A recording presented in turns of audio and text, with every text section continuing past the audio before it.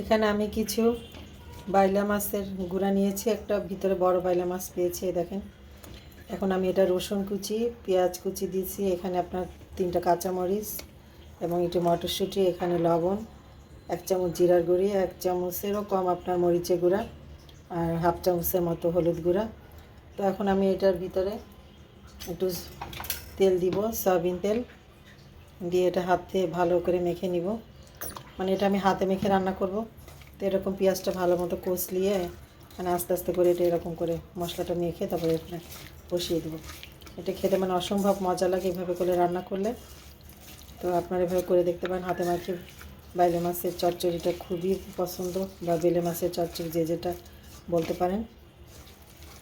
এই যে আমি সুন্দর করে মেখে নিয়েছি। এই যে আমার সুন্দর করে মাখানো হয়ে গিয়েছে। এখন এর ভিতরে আমি একটু সামান্য পানি দিয়ে দিব, যেহেতু মাছটা মানে এই মাছগুলো একটু নরম টাইপের থাকে। তো এরকম হাতে মাখিয়ে রান্না করলে খেতে বেশ ভালোই লাগে।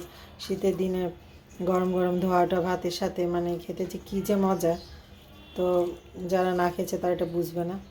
তো এটা আমার মাখানো শেষ, এখন আমি এটা চুলাতে বসিয়ে দিব। এই যে দেখেন মাছটা এখন হয়ে গিয়েছে, একদম কত সুন্দর, একদম দেখেন চড়চড়ে হয়ে গিয়েছে। এখন আমি একটু ধনিয়া পাতা দিয়ে দিই উপর থেকে। মানে ধনিয়া পাতা না দিলে তো শীতের খাবার তো হবেই না। তো এই যে এখন আমি এটা নামিয়ে ফেলবো, হয়ে গিয়েছে আমার বাইলা মাছের চচ্চড়ি। এই তো আমার মাছের চচ্চড়িটা একটা প্লেটে আমি সার্ভ করে নিয়েছি। কেমন হয়েছে আপনারা আমাকে জানাবেন। তো সবাই ভালো থাকবেন, আল্লাহ হাফেজ।